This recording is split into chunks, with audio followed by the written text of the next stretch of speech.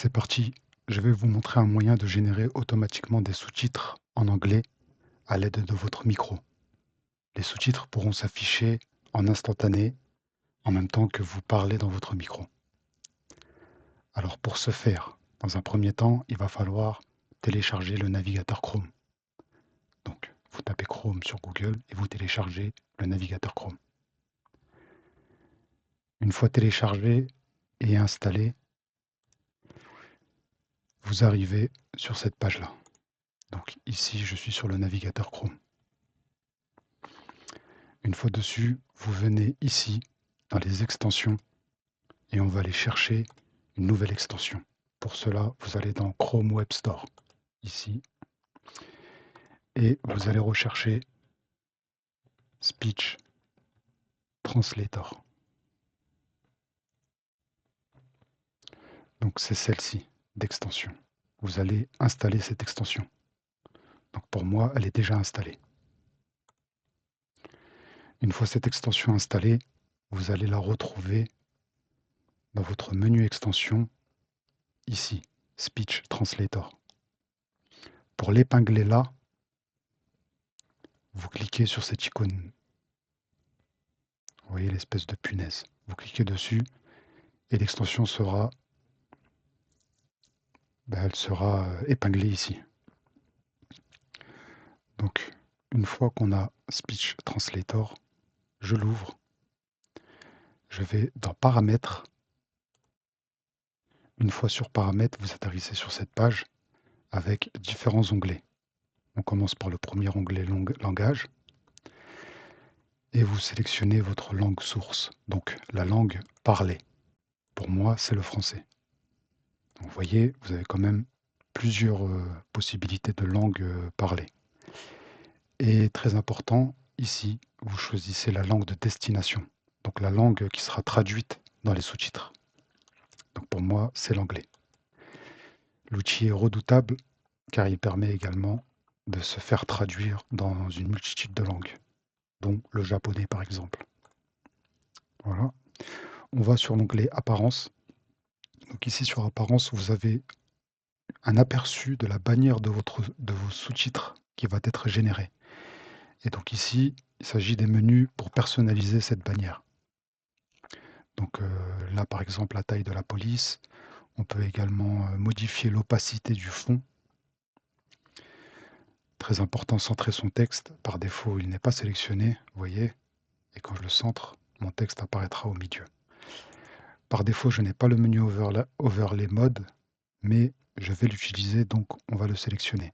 Ce qui va permettre d'ouvrir une fenêtre spécifique à ces sous-titres. Ça va nous aider plus tard pour l'intégration sur OBS. Donc ici, on a quelques paramètres pour modifier l'apparence de nos sous-titres, la couleur de la police, ici, important, et le fond, le fond des sous-titres.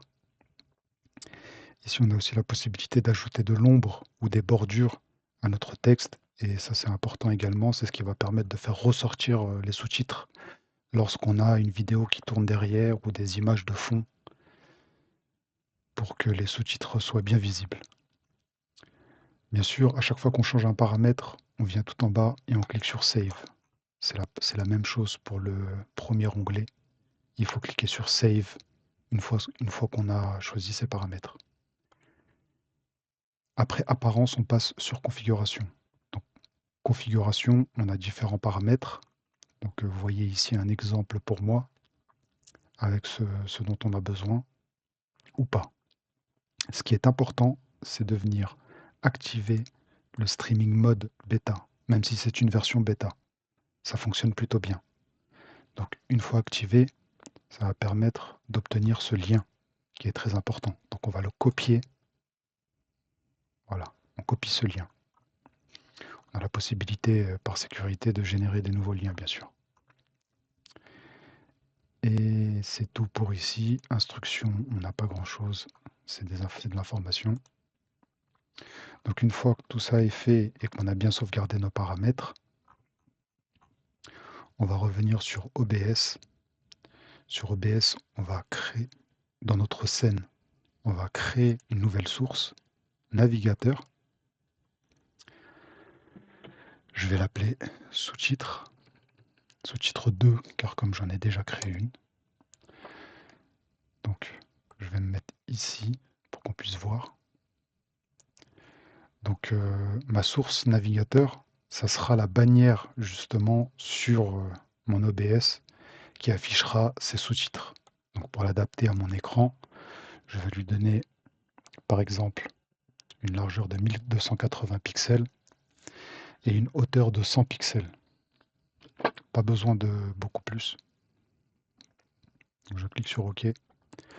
Je reviens sur ma source navigateur, dans les propriétés de ma source navigateur que je viens de créer.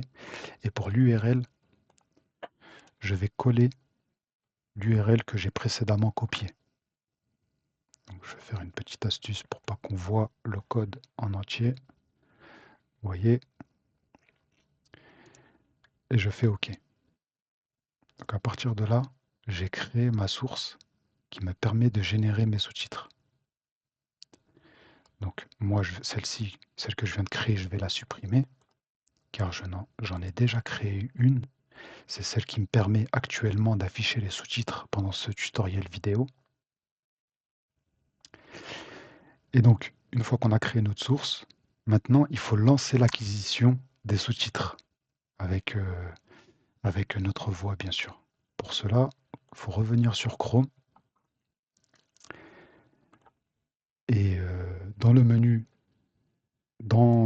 extension qu'on vient d'épingler, ici, moi, j'ai Stop Listening parce qu'actuellement, l'acquisition est en cours.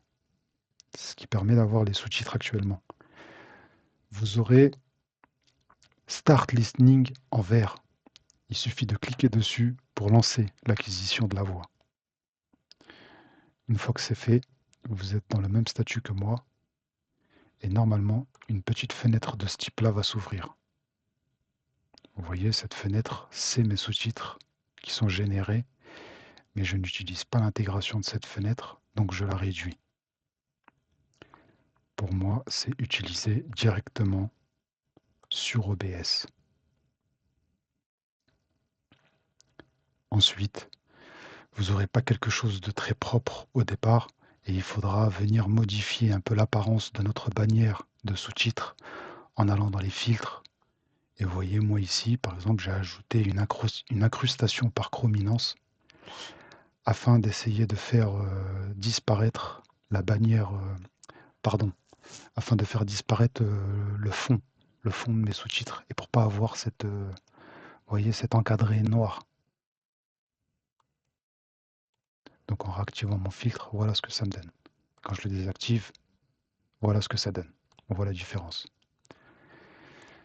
Donc voilà, vous venez d'accéder à un outil redoutable qui est cherché depuis des jours et des jours, je dirais des mois et des mois, par la plupart des streamers.